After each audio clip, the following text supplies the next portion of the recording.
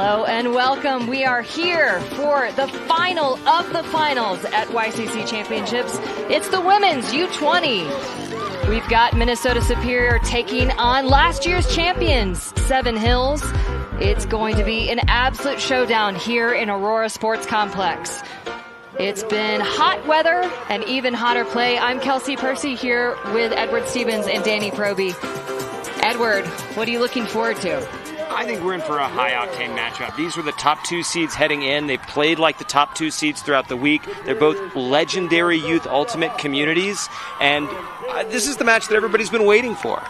Yeah, it's the last final, as Kelsey said off the top. There's parents, there's spectators, there's fans everywhere. The energy is palpable. I cannot wait to see these two take the field and compete. If you've never been to the Aurora Sports Complex, the finals are being held down in the bowl. That means there are vertical sidelines that fans are packing into. Everyone can watch. It is loud. It is energetic. There is jersey trading going on, all kinds of fun. A little bit of a look at the championship bracket of how these teams got here. Yeah.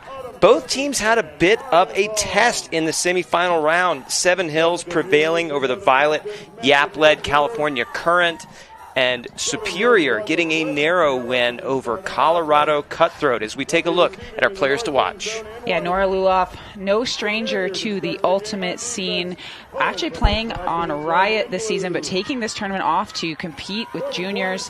Absolutely incredible player, making huge layout catches at the end of the end zone. Hopefully she's feeling all right and not sick today, because she's going to be expected to take on a really big role with this team. Yeah, but she's going to have to go toe-to-toe with a lot of great playmakers from Superior, too, as we get a look at Riley Gage as she takes her place in the huddle there. Gage has been a wrecking crew for this Superior team. 9 goals, 12 assists heading into the round right now. And we are going to see the stars come out, both teams plenty deep, as they emphasized in pre-game conversation. One player that you didn't hear us talk about for Minnesota was Kumari Akamuro. Largely considered one of the best high school players in the country right now. She's been injured. We did hear that she will play in this game, so that will be a nice one to watch to see the impact. It's like Minnesota set to start out on defense.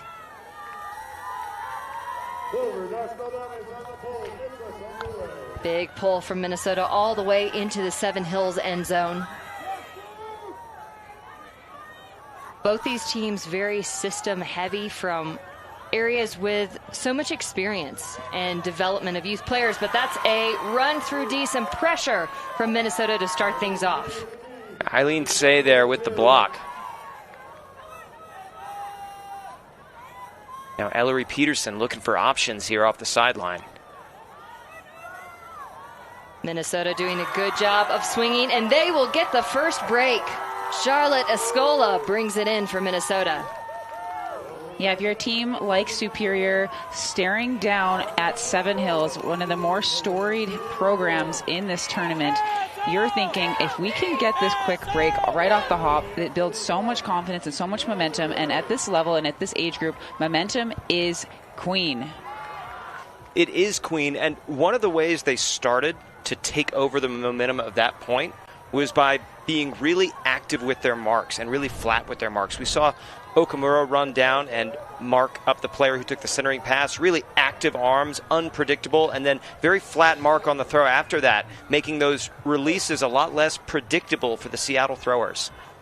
One of the other things we've talked about is the energy level. Sidelines emptying, celebrating wins, celebrating the big things, and especially celebrating defense. And I like what we are already starting to see here in this girls' final. Yeah, for a lot of these players, maybe not having played in a game of this caliber before, being live streamed, it does actually make people play a little bit outside of their normal game at times. So coach's job of maintaining and keeping these players kind of in their heads, level-headed, is going to be the biggest job for them so far. Cho setting up to take the pull for Minnesota. Watch the approach on that pull and then see the distance that she generates. Excellent pull. Big centering pass and a huge gainer for Seven Hills. Keeping that one alive, and Luloff will loft it deep, all alone in the end zone. Can the receiver get there just before the back line? Elizabeth Muse there with the reception. Muse running deep, and that's what they couldn't get going on the first point. That time they got the throws off before the marks could get set, which allowed them to essentially take their time, get their balance, and target deep, and we saw exactly what could happen. So you see this pull play here. The defense, I think we're doing a good job of setting up somebody to, if we pause here, setting up somebody here to block off this open side. But we see here that this defender is not choosing. Seven Hills does a really great job of splitting that defender, and then they're basically outnumbering people all the way for the rest of the field. That's what you risk as a defense if you set a little bracket or a trap there, like they seem to do side to side. Yeah, so really great ability to be able to come out of that. Too often you see players at the junior level or even at the younger college level not turning around in those kind of zone poachy sets. They actually just lock into the disc. The disc is quite boring, is what I like to tell kids when I'm coaching them. The most exciting thing is the people who can get the disc. So turn around when you're in those spots, lock in on somebody that's actually in your area, and play person defense in a space. So right now tied 1-1. Superior up a break and receiving on offense for the first time this game.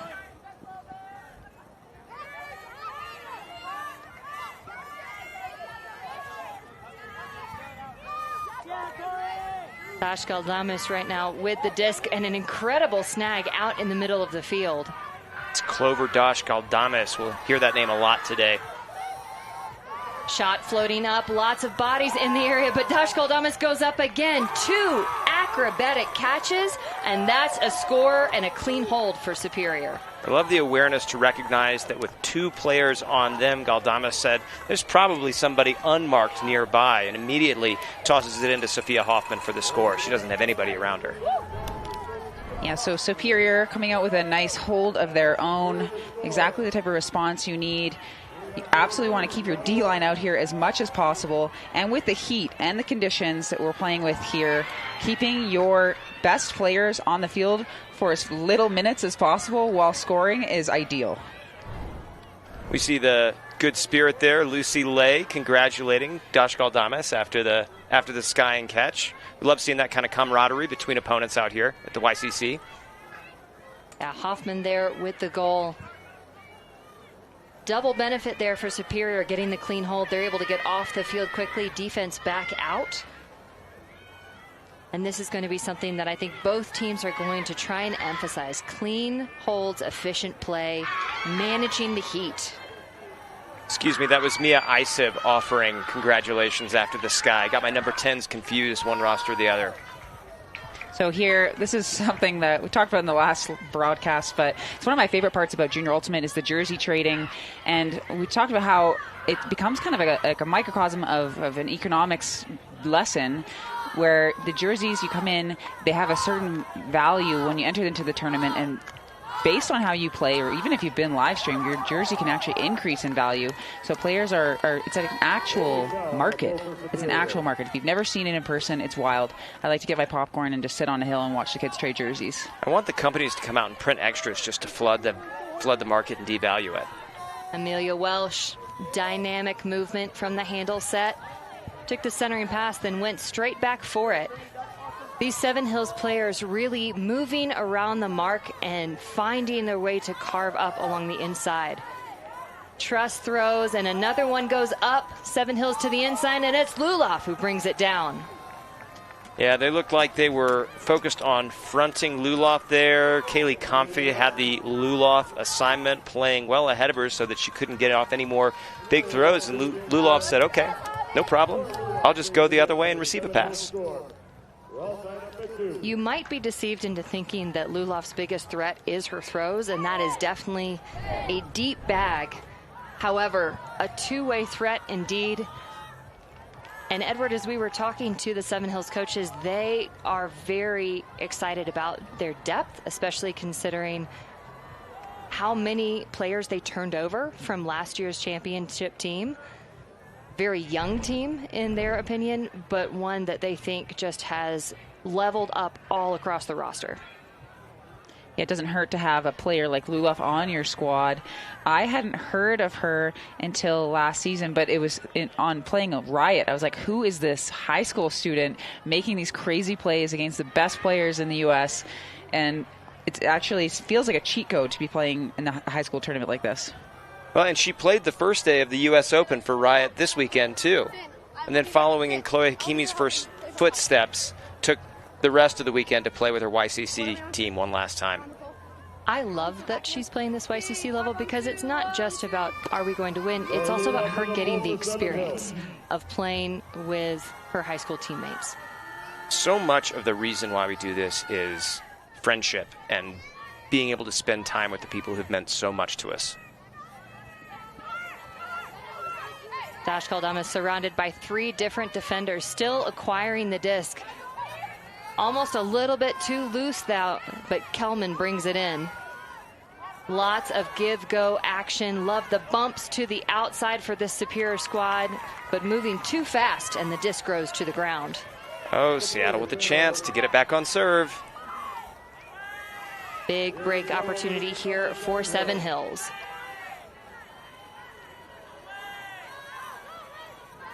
Lulov there. Cranks up a big backhand. It's out into space. Defense is chasing, but it's in the end zone, and it is read perfectly by Rin Bodalia. That is a first break. We are back on serve.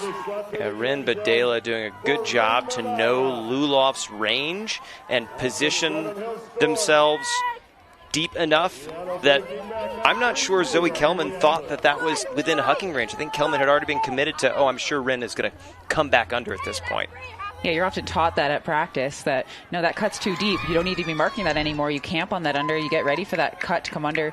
Lulov just absolutely ripping a bomb.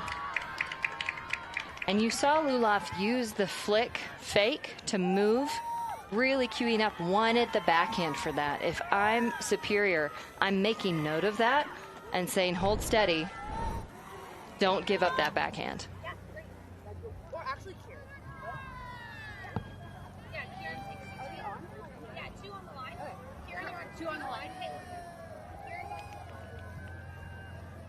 Seattle want to pile on another break and take the advantage themselves. You hear the coaching staff excitedly giving them directions on how best to make Superior uncomfortable for the second possession in a row.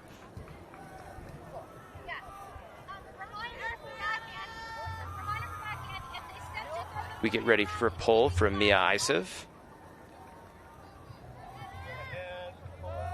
You can see the sidelines from this view, just how many people are watching this women's final. Both teams really came to play, and what a stage. Big pulls so far here in this women's matchup.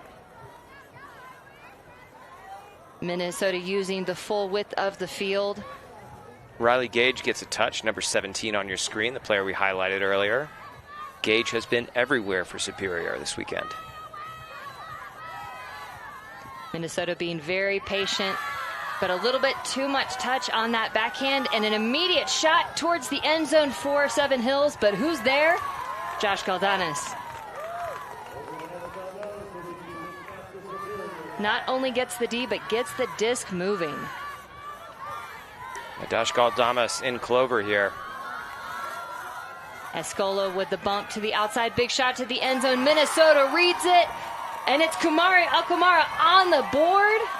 Remember, we told you Alkamara had been out all tournament long, but is back for this final and already making an impact. Yeah, what an absolute gift to have a player like that, like they call it, like an ace in your pocket that's been unscouted so far in this tournament and also quite fresh into this final. Another cheat code, but Superiors.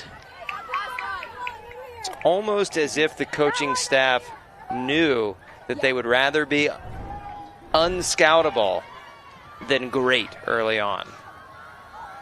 I know a lot of teams opting to have their O-lines and D-lines switch or run funny plays they wouldn't necessarily run sometimes when they're on video, but I don't expect that would be happening here.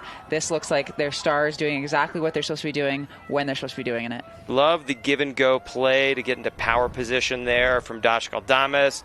Totally on the same page with Charlotte Escola to get the disc back and steps into, keeps balance on that hard flick. It can be tough to moderate your momentum when you need to get the throw in motion like that, and Dash Galdames did it perfectly.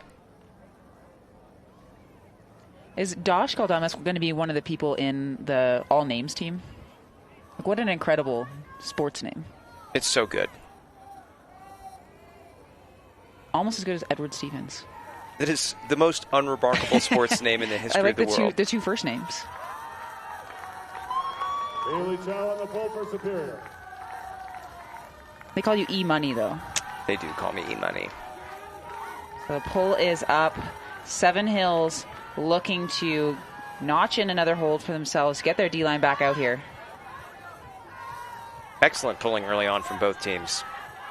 That was Haley Chow on the pull. Just looked like that throw was a little rushed from Chow going into the ground. Big opportunity, Minnesota here. Another break.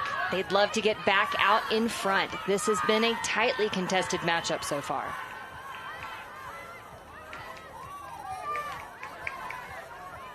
Gage sends it backward.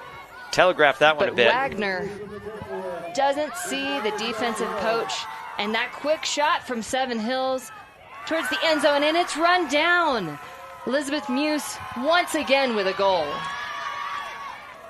Muse putting her stamp on the back of the goal box early on in this game. She has another one. Yeah, what I really liked about that is that sometimes when a receiver wants to go long into the end zone, they're kind of jogging and they're kind of looking. But when you see this cut go up, she's sprinting at full speed and needed to the entire way, making that catch right at the perfect time, right as it's going towards the sideline. Absolutely nicely weighted throw. We haven't talked about it yet on this broadcast about the elevation, and I feel like it's part of our Ultiworld bingo card to cover it each game, but it does have an impact on the disc. It does have an impact on poles as well, but that disc in particular, unimpacted. So we're going to take a quick heat timeout here. We are in level 1 in Colorado, but more action coming at you. Seven Hills taking the lead, 7-3. Ultimate requires exceptional grip. We are constantly cutting, jumping, pivoting, and changing direction, often for multiple games in a single day. That's where the Tokay flight comes in. Featuring 22 strategically placed studs, our outsole provides extra traction at the front, heel, and sides to help you stay explosive through every cut. More contact points with the ground means traction where you need it most. Trusted by Ultimate players around the world. Tokay flight. Designed for Ultimate.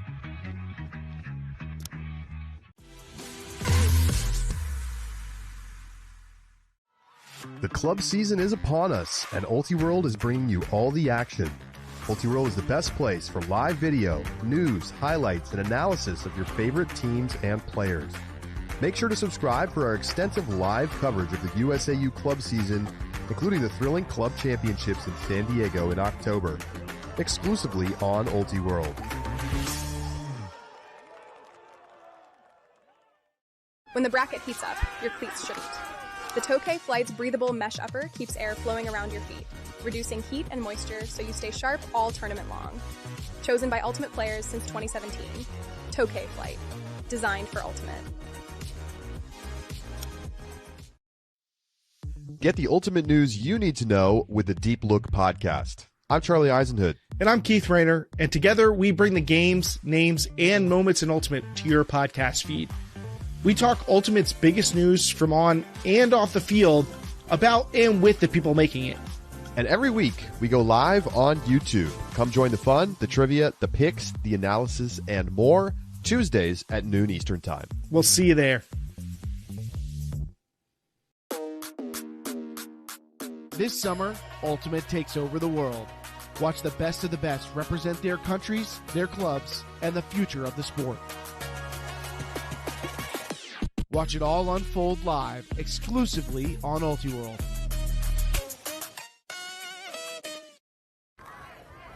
We want to take another look at that last play from the Seattle O-line. You see they get the block there. That was Elizabeth Muse, and immediately goes deep.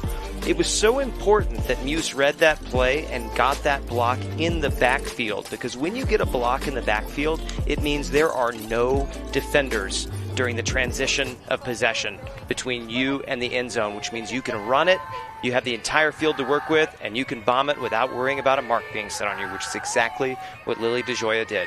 Good work from Seattle to make sure that he didn't get broken a second time in this game.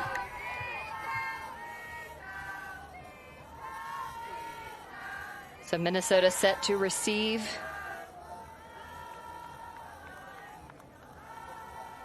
And they will be wanting to have a quick, clean hold here. Best thing you can do to kind of leave the points behind Seven Hills. In the meanwhile, looking to ramp up the pressure, and that's Luloff there with the pull.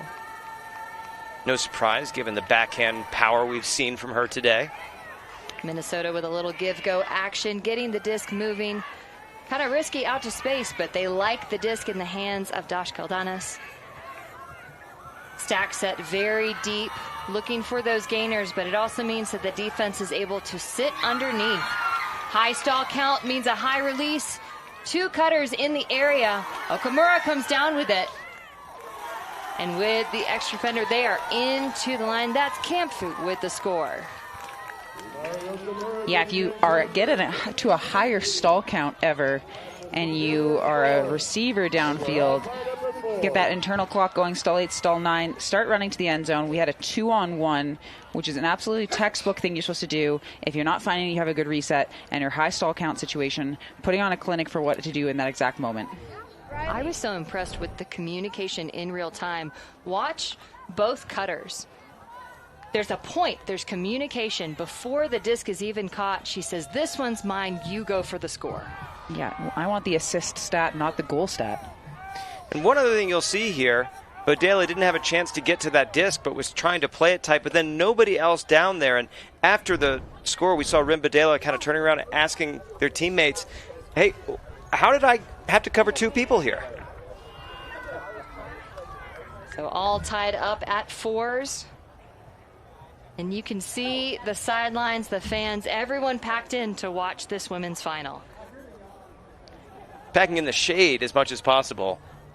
Oh, it hot, folks. It real hot.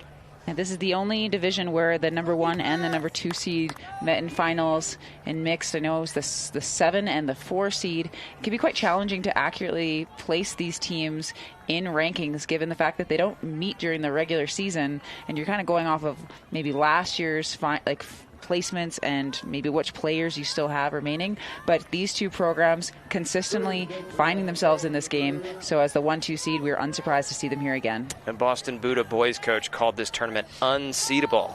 So we saw the boys final played between the 50-11 seed and the umpteen seed, essentially. Yeah, both these teams playing with confidence. No losses in their tournaments so far, but one of them will be taking home the chip today. Right now, Seven Hills working the width of the field. That's a quick shot. Not in. Luloff has the disc. It looks like there was a pick on the play. Disc going back out to Lily DeJoya. DeJoya going to survey the field here. Score once to Luloff, score twice. Luloff in the end zone, so hard to keep away from that front cone. Yeah, she doesn't need any kind of extra legal advantage there. She'll take the front cone herself. Thank you very much.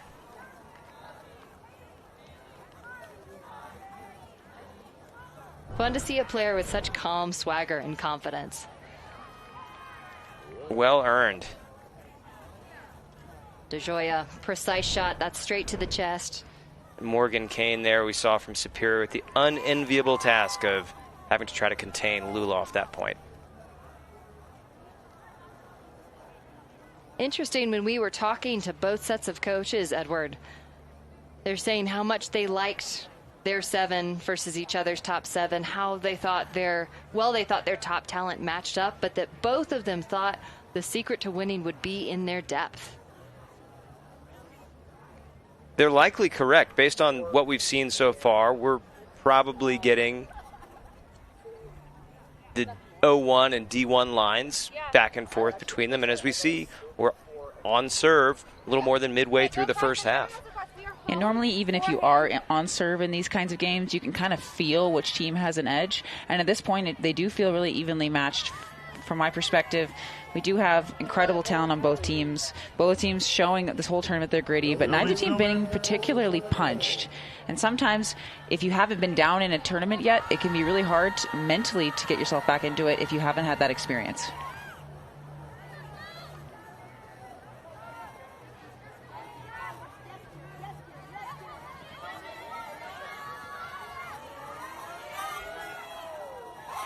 And that is a neat, nifty, tidy pull play. Deep ball from Clover Dashgaldanas to Eileen Say. Perfection. Superior continues to be dialed in on their deep shots. These teams just dueling back and forth, trading punches. Yeah, if I were Seven Hills, I'd be looking to try to neutralize that strategy that they're using because they're just doing it so effectively. I would be looking to push them under, force them to make more passes, because the more passes you make at this altitude, more passes you make at this heat, the better. At some point, I wonder if they want to try backing Dashgaldamas. The reason I say that is because twice now, Dashgaldamas has shown that they can get into power position and deliver a strike. However, if you're backing, maybe you allow the under, but you can set a flat mark early and prevent any momentum huck from going up. Potential adjustment we might see. It's kind of the irony of what we've seen from this Minnesota Superior team, that it looks like Seven Hills is really trying to take away the unders, especially because Superior sets their stacks so deep, and yet Superior is still clearing the deep space and delivering these deep cuts.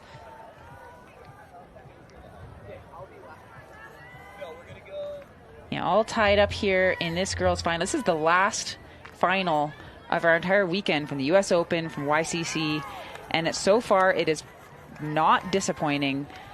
Absolute banger here. Both teams with one break apiece, offensive units, putting on absolute clinic of how to throw in these conditions. And shout out to the USA Ultimate staff who have done a superb job putting together this massive event over the last 4 days. Yeah, it's my first time attending the whole thing in person. I've been to the US Open as a player and as a coach, but not this YCC, and it's incredible to see all these juniors. They're incredibly talented. They don't make them like this where I'm from. There are so many teams here, they needed 2 complexes to absorb them. And this one is massive. They still had overflow. Right now, Luloff getting the disc moving across the field. Seven Hills has done an excellent job of using the width, but then they continue to just find their way through to the middle of this field. Right now, Snyder, very patient with the disc, finally hit her reset. Fully in the red zone now, Welsh to Luloff. Seven Hills scores again. And that entire point, if I'm not mistaken, was passes between 4 players. Sonia Snyder, Lily DeJoya, Nora Luloff, and Amelia Welsh. And outside of the couple of deep cuts by Elizabeth Muse, those have been the movers for this Seattle offense, and those are the matchups that Superior are going to want to key in on late in this first half and into the second. Just like their entire line. They want to key in on their entire line. Yeah, Luloff obviously finishing this point. One of the star players in this entire tournament. Was on the USA U-20 girls team, women's team that competed in Spain, notching 11 assists, 8 goals in that contest. Was one of the main 2 players on that team as well, bringing her breadth of experience, not only playing adult club, but on the international stage to this team.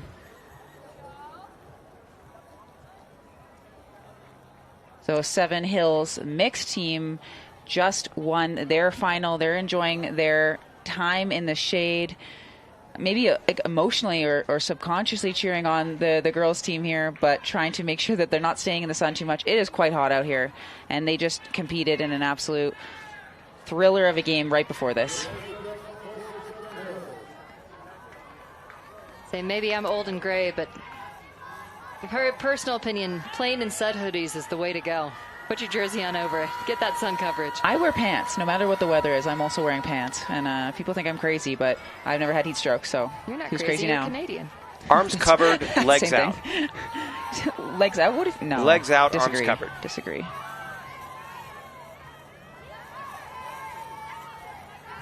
Minnesota, quick disc movement.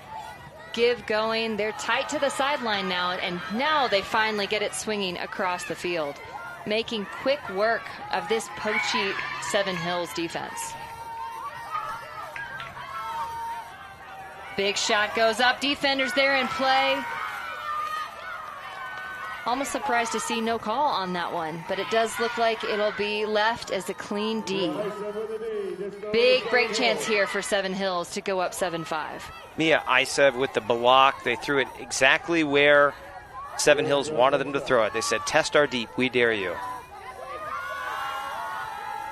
Big shot going up. Seven Hills hangs one up there. Dash Galdanas, though, is that the matchup you test? Is that? I assume that's a rhetorical question. It's highly rhetorical, but I welcome you to opine on it. I wouldn't mind seeing Isev and Dash Galdanas go up together the way they both attacked those last two blocks.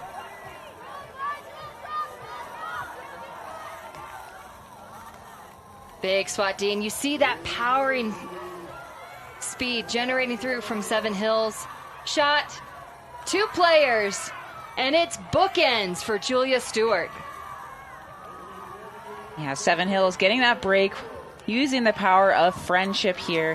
One thing that I do like that they were implementing is even though the huck attempt that they made didn't work, they were ready to play defense right away and were able to generate a turn and punch in an easy end zone score. It shouldn't have been as easy as it was. I think we'll see that Isla Solis was in position to potentially make a play on that disc, but didn't have the information. She had her back to the disc, and she clearly wasn't hearing any up calls or directions from her teammates if she was. Here's the opening turnover.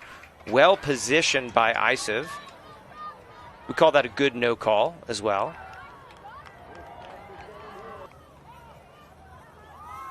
Something I am noticing from some, not all Minnesota players, but is a little bit of face guarding. And I think that's where on two different occasions there, players getting caught off guard because they're not shoulder checking for the disc. Yes, Yeah. sideline can definitely help with those types of moments. Sometimes if you have to choose, I always tell my athletes to choose looking at their check. Obviously you want to be able to triangulate and see both at the same time. But if you have to choose just the disc, you got to hope that your teammates are there to help you out.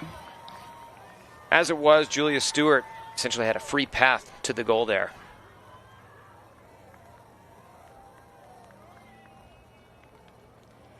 So Superior here really needing to have a nice casual hold here to prove to their team that they are unshakable, to be able to get their D-line back out there, to try to get this break back, to make sure that they're keeping the advantage closer going into the second half. Luloff again with the pull for Seven Hills. She'll rip a big one. Look at the torque on that one deep into the end zone. Dash Galdanas with a risky bid. High points the pull. How often do you get to see that? Styling out here at YCC's. Superior give going their way, trying to get that momentum. They like to move quickly, but this heat is stifling, and so is the defense of Seven Hills right now. Reset to Dash Galdanas, finding Okamura down the field. Pumps like she was going for the big. Dash Galdanas is there. It's late, short pass just shy of the end zone. Lots of fakes trying to clear the space, and it's towed in. What an incredible catch. That's Riley Gage there, your player to watch for this game, keeping the disc in bounds. Amazing vision there from Okamura. Saw Dash Galdanas streaking, started to make the throw, but saw the way an extra Seattle defender was encroaching into the space, readjusted on the fly, and changed the flight path of that disc into an long inside forehand to Eileen Say instead. Really good Frisbee IQ now on two different occasions from Okamura.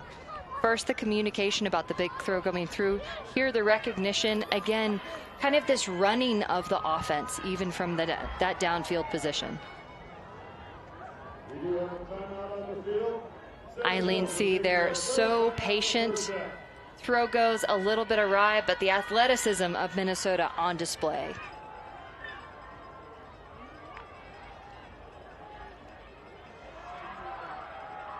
If you aren't already, you should consider subscribing to Ultiworld. This is a free game for you, but there is so much more to be seen, like the mixed and boys finals that we did earlier today. If you enjoy the broadcast that you've seen today, we would love for you to join us. And when you do, you also benefit from the Ultiworld Discord. Both Edward and I are big fans of the Ultiworld Discord. You get to see so many fun things in there. You can join in on the discussions. We got club, we got college, we got youth, we got pets. What else do we got? Goaltimate. Of course, we've got Goaltimate. It's a great place to meet with other like-minded players. You can ask coaching questions. It's all there. We have a channel where all we do is critique or compliment jersey design choices. Or like days today, we have Live Ultimate. Everyone watching the stream getting to contribute, getting to call out either the commentary itself, but also celebrate the players, the plays that they make, and flash back to their favorite memories of glory days gone by. The hashtag youth channel has been very active over the last 3 days. Yeah, it's a great place. It's a great resource. It's a great place to get all the gossip, to be in the know, and to make sure you don't have any FOMO out here. Yeah, Danny, no FOMO. No FOMO. I mean, I'm like literally obsessed with the Discord. So shout out Ultiworld reporters Laura Osterland and Josh Katz there, sideline, reporting on the game, writing great recaps for you all weekend long. Into the Discord.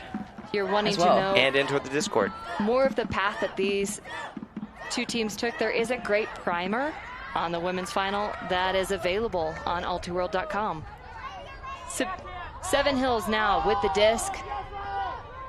Gage sealing off that break side throw. Tremendous mark from Gage. Believe this is a stacked line from Superior. But Seven Hills really wants that high side. Luloff now with the disc. Lots of horizontal movement right now from Seven Hills. Snyder doesn't like her options, finally connects with Luloff. Luloff stretches down the line, and that will do it. Seven Hills with half. Celebration all around, and that's Lily DeGolia with the score. Yeah, DeGioia getting free down there. She knows exactly what to cut for when Luloff gets the disc on the backhand sideline. Superior were forcing backhand, which looked great when they snuffed out the pull play with that Riley Gage mark. But giving Luloff a free backhand could be a recipe for trouble. Luloff. Exceptional grip. We are constantly cutting, jumping, pivoting, and changing direction, often for multiple games in a single day. That's where the Tokay flight comes in. Featuring 22 strategically placed studs, our outsole provides extra traction at the front, heel, and sides to help you stay explosive through every cut. More contact points with the ground means traction where you need it most. Trusted by ultimate players around the world. Tokay flight. Designed for ultimate.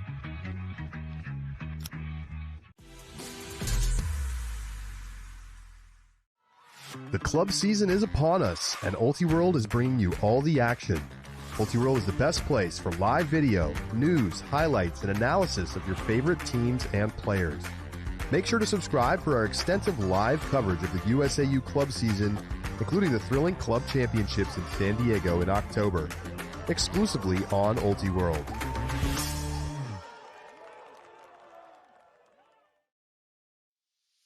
Get the ultimate news you need to know with the Deep Look podcast. I'm Charlie Eisenhood. And I'm Keith Rayner. And together we bring the games, names, and moments in Ultimate to your podcast feed. We talk Ultimate's biggest news from on and off the field about and with the people making it. And every week we go live on YouTube. Come join the fun, the trivia, the picks, the analysis, and more Tuesdays at noon Eastern Time. We'll see you there.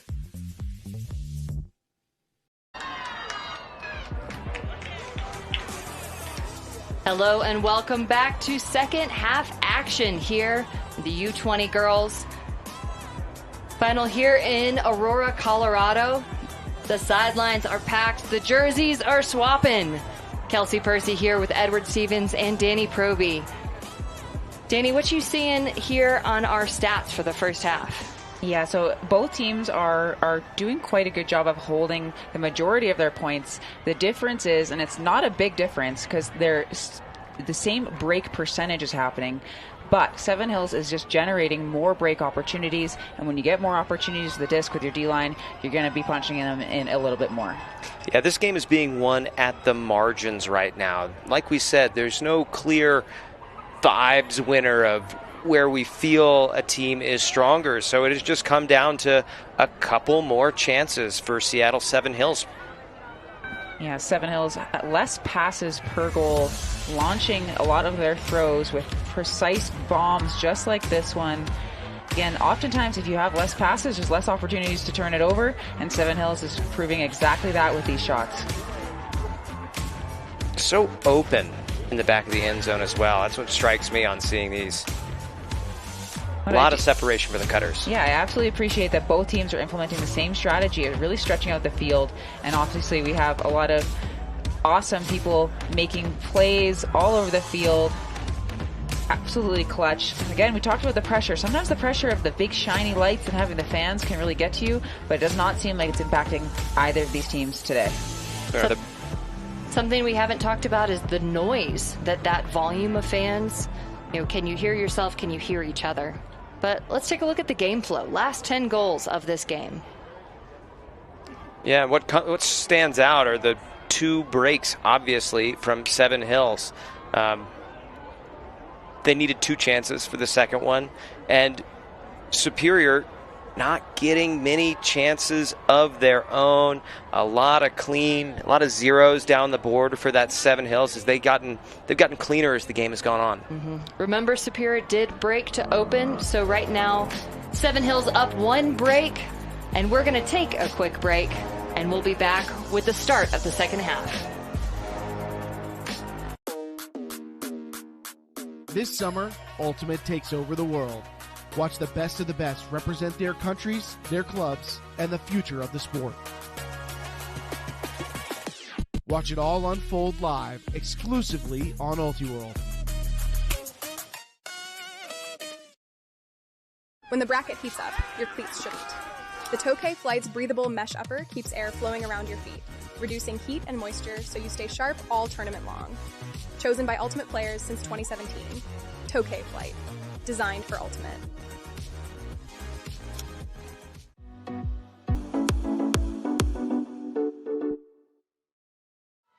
The club season is upon us, and Ultiworld is bringing you all the action.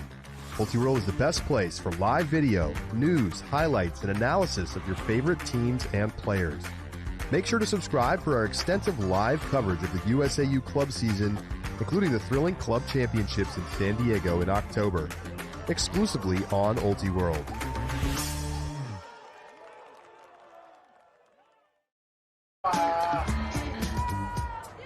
And back to the action. Seven Hills versus Superior. Seven Hills up 1 break, 8-6. And they will be starting on defense here in the second half. Minnesota has been connecting on their deep looks, but they've been having a little bit of trouble connecting on that break side. Edward, recap from the first half. Actually, I really want to turn to our expert coach, Danny Proby. Danny, I know you've been down a break at half before. Excuse me. I'm always winning. You always end up winning, but what do you do when you're just a little bit behind? You only need to adjust a couple of things. Yeah, first of all, going into a half down can be tricky as a coach. You do try to need to try to build your team's confidence going into the second half, but just remembering, hey, we're just down a break. How many breaks have we got in this tournament? Dozens and dozens of breaks, and we can do it again right now. All it takes is just one at a time. You just got to eat the elephant one bite at a time. Is that the saying? I like that saying. I'll take it. I don't know if I've ever heard any sayings about eating elephants before, but I'll take your word for it. Let's say it's Canadian. They have a lot of elephants up there. Makes sense. Superior in the red zone, working the width of the field. Dash Galdames can't connect up the line. Throw is just a little hot for the distance. Nora Luloff picks up, waiting for the downfield to sort itself out, so dishes back, and now with power position, chooses not to take it, instead going to the break side of the field. It was dangerous when Kelman ran around that backhand on the mark. Long gainer downfield. Defense is trailing just a little bit. Now in the red zone. Isef with the disc. Back to Luloff. Luloff going to almost every other. Quick dish to the cone. And that is back-to-back breaks on each side of the half for Seven Hills. Danny, does it feel like the energy is shifting? It does. I know we talked about in the first half, it didn't really feel like either team had a big advantage. But right now, things do seem to be going Seven Hills' way. And before I say any more about that, I need to go back to this elephant, the elephant in the room. It is not a Canadianism, and it does mean to tackle a huge, hard, or scary task by breaking it down into small, easy steps. Educational. Elephant in the room, yes, but taking a bite of an elephant a bite at a time. That's the saying. That's the metaphor. I would not lie to you, Kelsey. That possession had been going so well for Superior. They were working the small passes back and forth between Okamura, Dalshkaldames, Escola, and Say, and then all of a sudden just one flick thrown a little too hard, a little too hot to handle, and Seattle take advantage and get on the board. Seattle doing a really good job of capitalizing on their counterattacks. Right now, Superior looking to get their nerves out of the way. We've got a fresh line out there. Love this from Superior, showing trust in their depths, fresh legs, fresh mentality.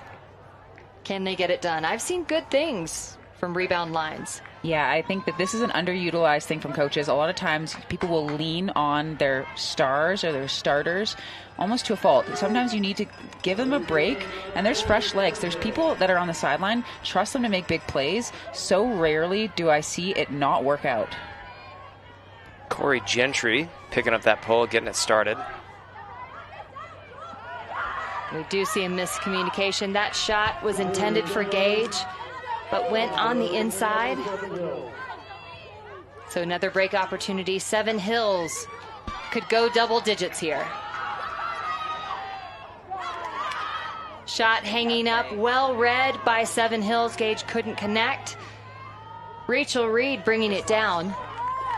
But that shot will sail out of bounds. Sorry, that's Kat Dew there with the turn. One mis-executed forehand deserves another. Superior with a breath of life here.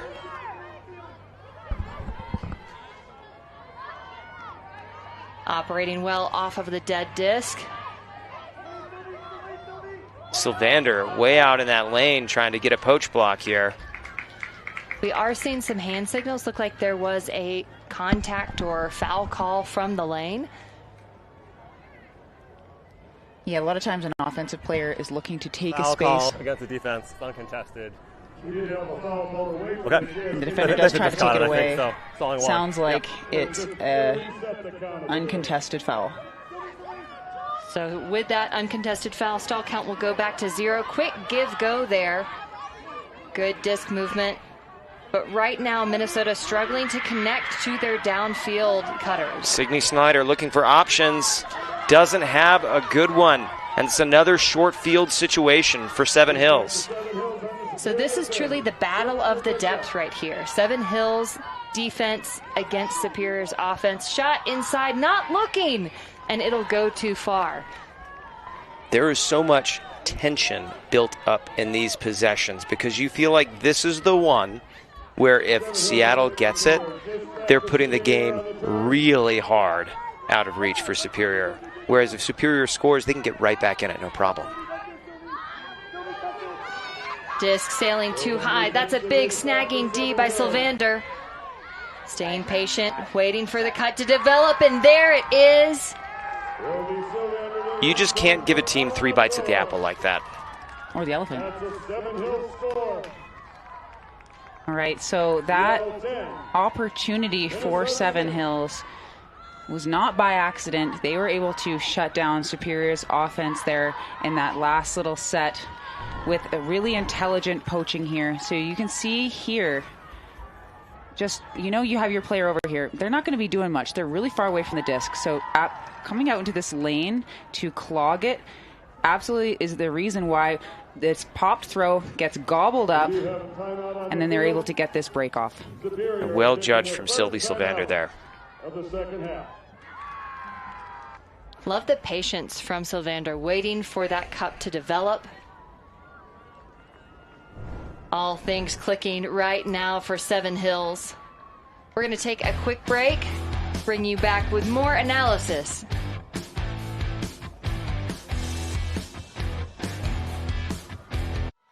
The club season is upon us, and Ultiworld is bringing you all the action. Ultiworld is the best place for live video, news, highlights, and analysis of your favorite teams and players. Make sure to subscribe for our extensive live coverage of the USAU club season, including the thrilling club championships in San Diego in October, exclusively on Ultiworld. The first step creates separation. Nothing should hold it back. At under 240 grams, the Tokay Flight reacts the instant you do. Less weight to carry through every sprint, cut, and reset. Built for and by Ultimate players since 2017. Tokay Flight. Designed for Ultimate.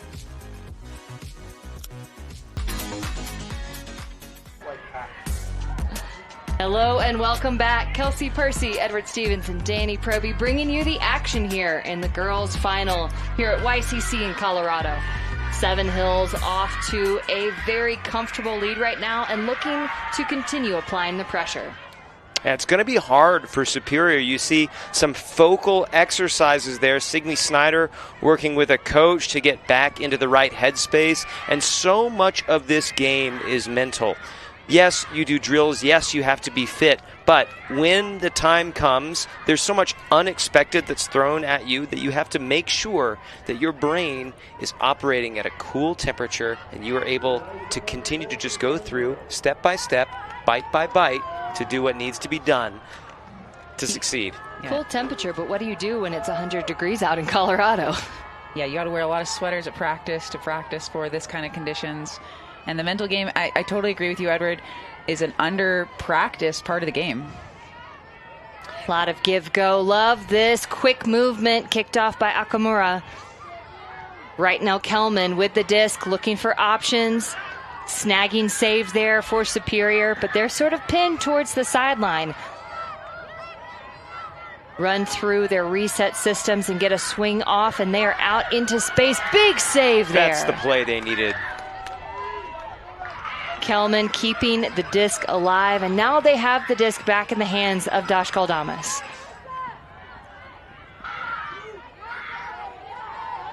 Thought about that crossfield forehand. I think wisely thought better of it. Instead gets Akamura involved, and that's always a good choice, but the poach D this time goes unseen by Akamura.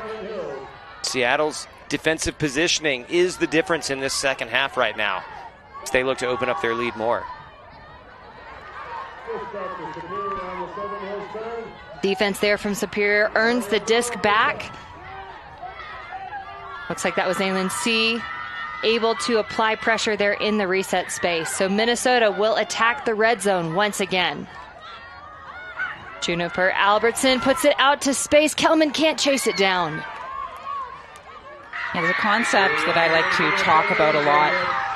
It's narrow focus versus wide focus. And right now, Superior seeming to have quite narrow focus, meaning they're only really seeing what's directly in front of them. They end up throwing kind of into lanes and into windows that are maybe not the most open, or they happen to throw in the direction of a defender without seeing them. They need to open up their vision a little bit more in order to see the poaches and in order to see their teammates in optimal positions. And an injury sub brings Nor Luloff on the field yet again. It's not a bad strategy. So is this the place where we advocate for timeouts, being able to trade in and bring in new players? There have been some interesting suggestions for how to moderate the overwhelming advantage an offense can get sometimes when making an injury substitution.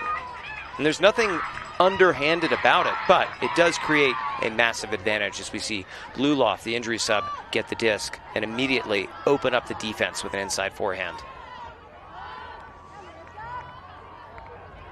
Seven Hills, break opportunity here.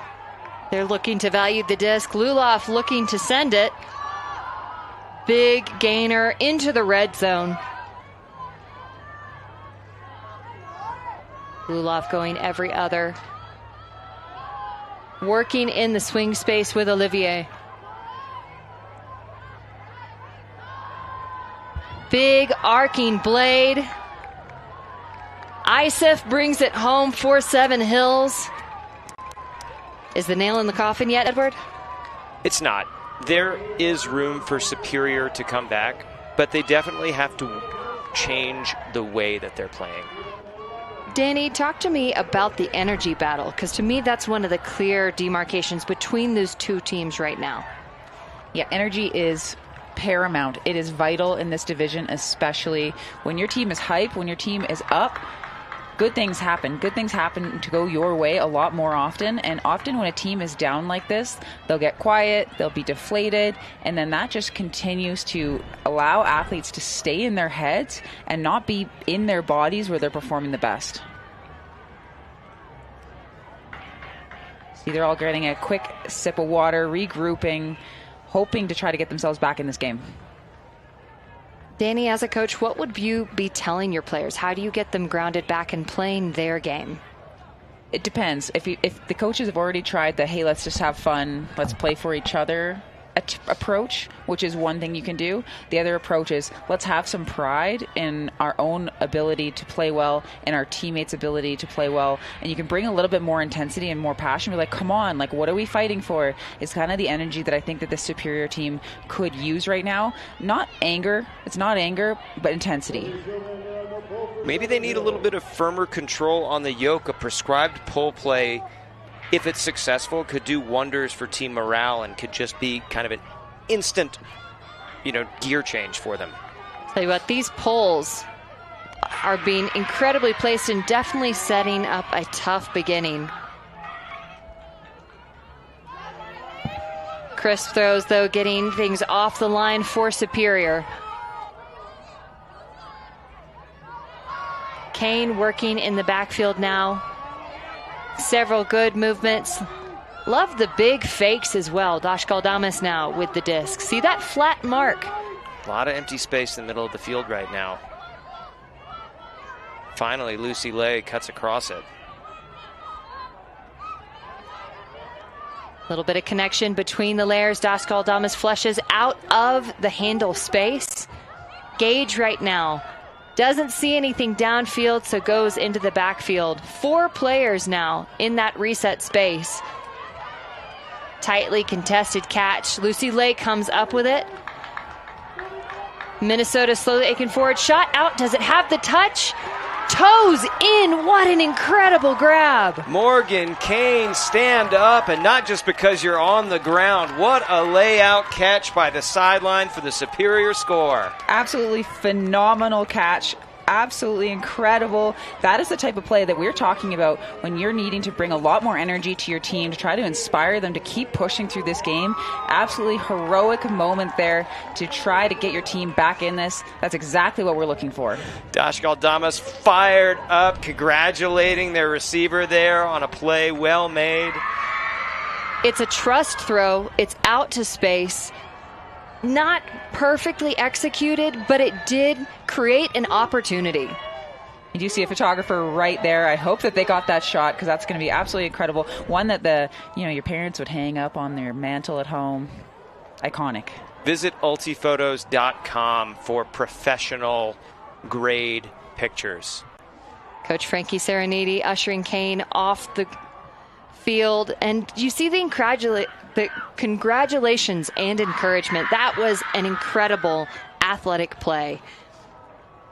And if I'm the coaches, I'm riding that energy straight into the defensive line and saying, okay, let's go get another. You see what Morgan did just then? That's what you needed to do. Go take it away from Seattle.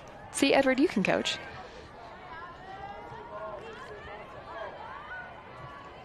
Yeah, the Seattle players holding hands in solidarity with each other, trying to stay connected, stay present, stay in this game. They know they have the advantage right now, and they need to make sure they do not let Superior feel like they can get back into this game. You got to like snuff out any potential belief that they have that they can get back here. Whipsaw pull. Crazy edge on it, and it hits the ground and rolls all the way toward the back corner of the end zone. Could this be what Superior needs? Big opportunity. Luloff rips one down and hammers it out towards the middle of the field where there are 3 waiting Seven Hills players. Seven Hills says, no thank you. No Callahans for us. What a sequence, and a near miss. I was just about to say that was a missed opportunity for Superior after they had such a great pull to start. All of a sudden, there's daylight. Ashkaldamas using the body to gain positioning, now extending towards the end zone. Once the shot, Superior is going to reset. Right now, Josie Wagner acquiring the disc. Peterson back with Wagner, looking for a reset. A little bit of a hesitation, almost a turn there. Minnesota needs to get connected.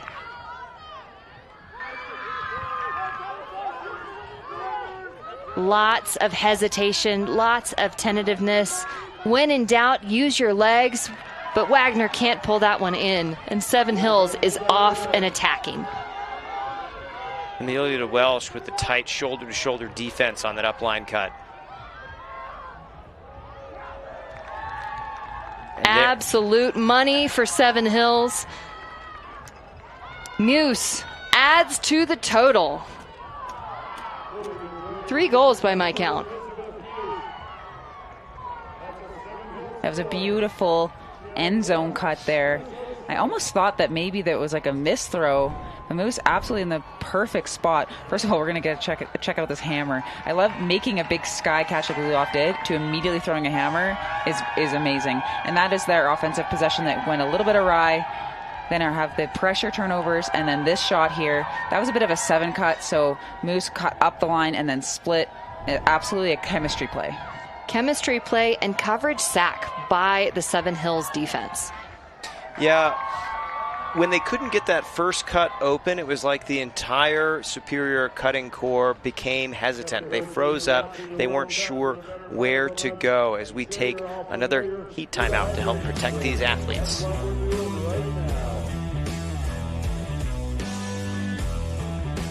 Ultimate requires exceptional grip. We are constantly cutting, jumping, pivoting, and changing direction, often for multiple games in a single day. That's where the Tokay flight comes in. Featuring 22 strategically placed studs, our outsole provides extra traction at the front, heel, and sides to help you stay explosive through every cut. More contact points with the ground means traction where you need it most. Trusted by Ultimate players around the world. Tokay flight, designed for Ultimate.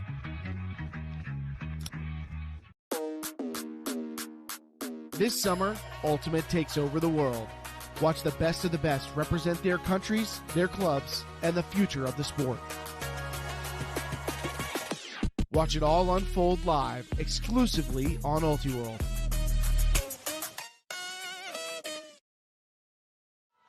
The club season is upon us, and Ultiworld is bringing you all the action. Ultiworld is the best place for live video, news, highlights, and analysis of your favorite teams and players. Make sure to subscribe for our extensive live coverage of the USAU club season, including the thrilling club championships in San Diego in October, exclusively on Ultiworld.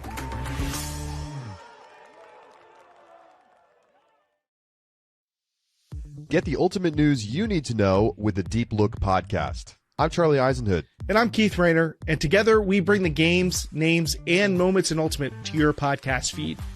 We talk Ultimate's biggest news from on and off the field about and with the people making it. And every week, we go live on YouTube. Come join the fun, the trivia, the picks, the analysis, and more, Tuesdays at noon Eastern Time. We'll see you there. Back from a heat break here at the U-20 girls final and taking a look at the game flow. And you'll see a whole lot of blue, dark blue that is. Danny, any notes? What do you see in terms of our turns especially? Yeah, more turns coming into the second half. Oftentimes you'll see something like that happening, especially when it's hot like this and teams get a little bit more tired. There's more miscues happening, but everything's still going Seven Hills' way. They were able to score 4 in a row. A lot of times you'll see teams stay pretty tight in the first half as they're kind of exploring what strategies will work against each other, and eventually the team that's better will reign supreme. And just as a reminder for any viewers at home, if you are not already an Ultiworld subscriber, consider getting a subscription. If you're enjoying the coverage of this weekend's YCC and US Open, you will love what we have on deck for you later in the year. Not only are we in the midst of the USAU club season that will conclude in October with club nationals, but in just a couple weeks' time, the best club teams in the world will converge in Limerick, Ireland, to try to win the World Ultimate Club Championships. Revolver, Scandal, and Hybrid in the men's, women's, and mixed divisions respectively just won the US Open here this weekend in Colorado. We'll see whether they or any of the other major contenders can take down the world crown.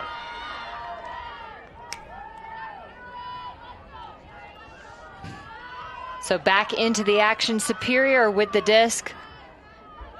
Okamura keeping the disc alive now on 2 occasions, working the give-go with Dash Galdames. Love this triangulation of the field. Big rip going up from Chow. To space, and it's all there for Isla Solas.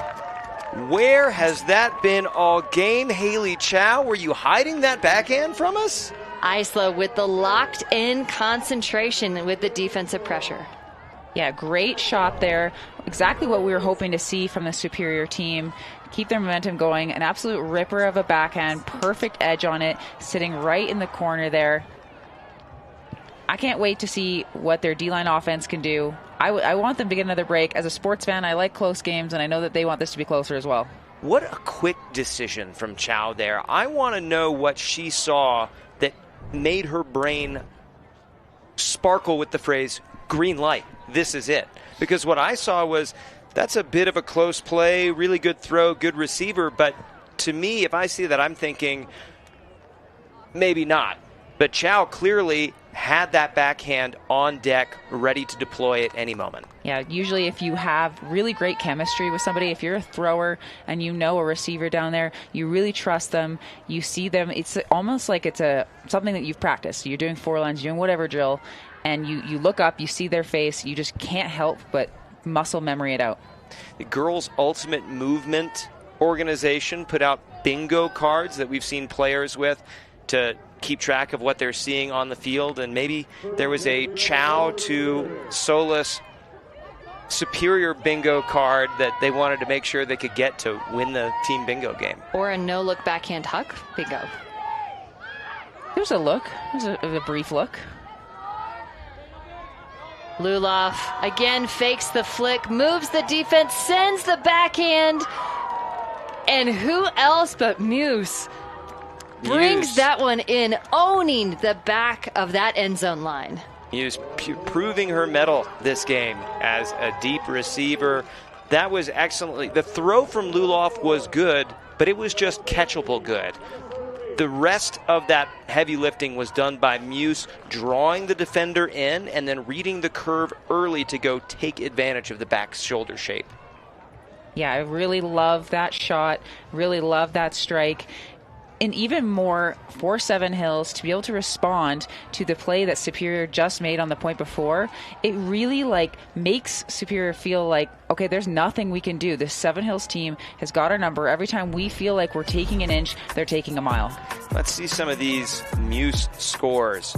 She's got 4 of them today. You see the hitch step there on the back of the end zone line. Complete awareness and body control on this field. This one's full sprint, all out. Yeah, I love the running form from Muse. And this last one, expert shape on that cut on the tail end of it to draw Riley Gage out of the way. Yeah, 4 goals and a block in just this final alone.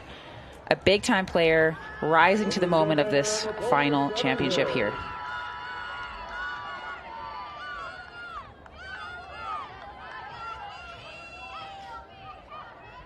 Muse so far with 12 goals on the weekend.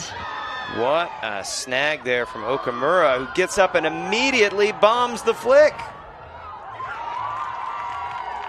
Big save, big throw. Dash Galdames stands stock still in celebration. I love that. So often you'll see the goal scorer get all the flowers, get all the celebrations from everybody, but waiting to celebrate the thrower there. Sometimes, I mean, I'm a handler, so I'm biased here, but that throw absolutely ripped deserves the flowers. And surviving, maintaining control of the disc through the contact with the ground. And then to immediately watch the balance on this. Up, weighted, thrown out to space. That snap on that forehand is absolutely textbook throwing form. And if you watch this catch, as Okamura catches it, before she gets up, she's looking downfield. Her eyes are trained on the end zone before she's even in a position to throw the disc. That is next level Frisbee IQ. Superior keeping their hopes alive, notching another point on their quest to try to come back into this game. Seven Hills might have something else to say about that, as they are 2 points away from taking home the championship again. Dash Galdames about to pull. I'm struggling to remember maybe one line all game didn't have Dash Galdames on it. At least two. But I do like the body language that I'm seeing from Superior. They're loose, they're smiling, they don't look tense, they don't look stressed. And another brilliant pull. Now can the defense get down there and put the pressure on? Looks like it'll be coming in at the front cone. Lily DeJoya going back to pick up. These are the situations you drill at practice. Every single team runs drills where they start the possession from the cone. So let's see what the cutters do. Let's see what the defenders do to make sure that they can give the advantage to their team. Okamura out in space looking to threaten that lane. Tight pressure there, but can't quite get it. Peterson had that Luloff matchup now across the field. Backhand so crisp out. Luloff shot to the deep, it's hanging, but it looks too far, and it'll just be outside the hands of the receiver. Finally, Superior didn't let Luloff have the backhand. And she had the distance with the forehand, but it wasn't quite as automatic. Superior have a chance.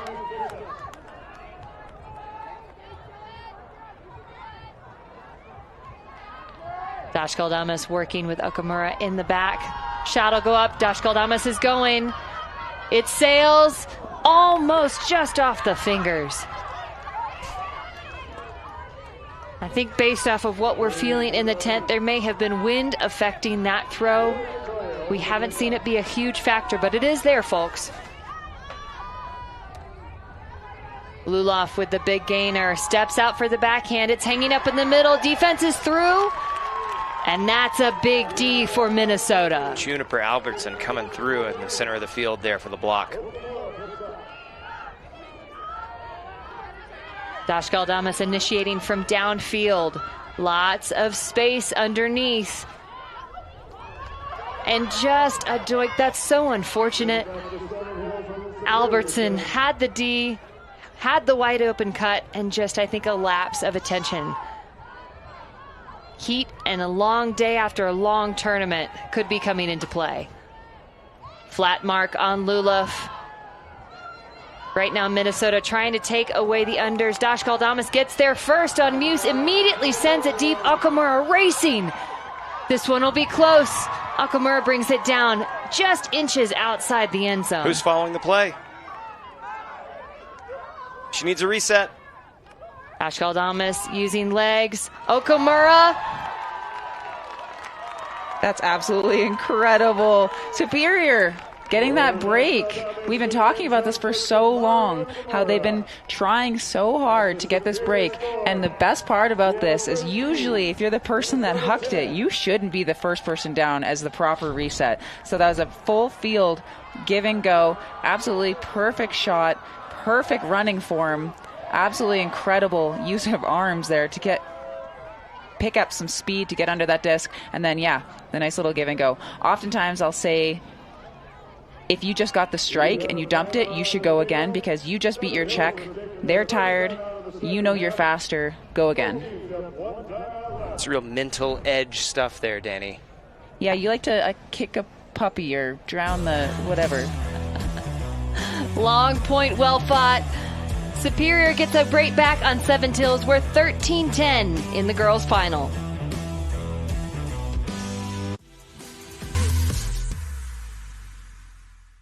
The first step creates separation. Nothing should hold it back. At under 240 grams, the Tokay flight reacts the instant you do. Less weight to carry through every sprint, cut, and reset. Built for and by Ultimate players since 2017. Tokay flight. Designed for Ultimate.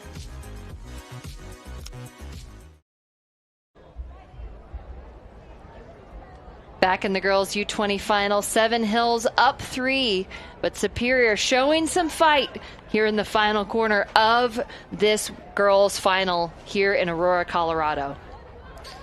Shout out to the parents and support staff for both of these teams, keeping them well shaded, well fed, and in the case of Superiors, we saw there bringing a cooler with some icy cold towels for when they get off the field. Icy cold towels, and if what the coaching staff told us is correct, apparently bringing a fan with a generator as well. That's next level stuff. Any advantage you can get in these conditions will really help you in the long run. Love the banners and flags from Seven Hills. Love the swag that the parents and support staff are wearing. Big pull going up from Superior. This one will hang.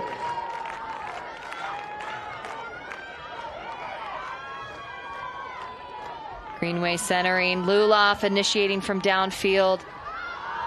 Flitcock going up. That one will sail way too far. Another chance here for Superior. If I am a Superior coach, wow, it's fun to say that. I am a Superior coach. If I were a Superior coach, I would be forcing Luloff to have less of the backhand opportunities. It seems to be working out for them. The backhand was just too unstoppable, and these forehands are giving Superior chances to get these breaks back. Gage tries to adjust her path, can't quite get there in time. A little bit too inside. Superior defense doing a good job of taking away that reset cut. Excellent roll there from the two front defenders as well. They'll do again. Muse to the end zone. Luloff sends it up high. Muse cannot be stopped. Goal number 5 there for Elizabeth Muse, and you could argue that that was the most difficult catch yet. Yeah, I was going to say these two are like Batman and Robin, but they're more like Batman and Batman out here. Both switching roles a lot. Moose absolutely scorching into the end zone. Luloff also scorching into the end zone. Just great targets no matter where they are on the field. And we are now at potential game point. If you're Superior, you're taking a deep breath. You've got to play just this point. You can't think about it. If I'm Seven Hills, it's tempting to load up a line and just send it home. Does Muse kind of give you Abby Hecko vibes? Oh, absolutely. A bit. Let's get Don Colton out here and see if Muse can sky her. All right, we're potentially 1 point away from crowning our champion here. Superior will likely have something to say about that. Their offense has been looking quite a bit better in the last few points. A lot more confident. As you mentioned, Kelsey, they seem looser. And this is a pure depth line from Seven Hills. I love the confidence, because how exciting would it be for Seven Hills if this line is the line that could get it done?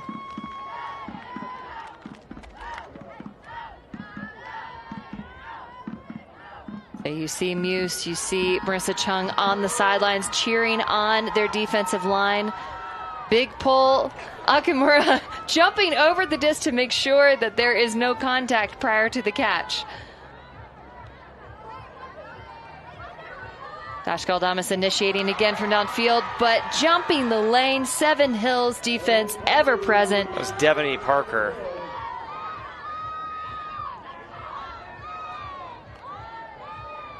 Olivier right now with the disc.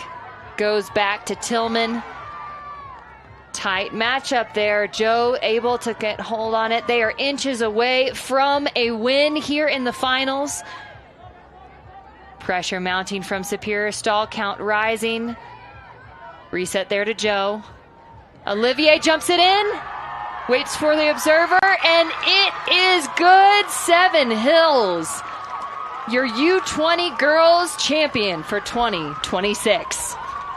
Tremendous defensive performance, especially in the second half. They seemed like they were keyed in on every single thing Superior wanted to do and were so ready to put an extra defender where the disc was going to go. We saw it there on the last point, but it's what we saw throughout the second half as they took that narrow lead and expanded it to a massive win here in the YCC final.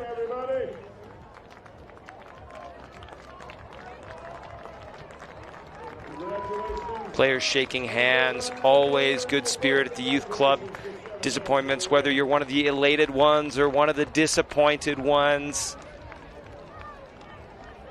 I love the spirit. Honestly, I am so impressed by the body language of Superior. It is devastating to lose in the final, but you can see that they are proud of themselves. They are proud of the play and honestly celebrating the good performance of Seven Hills.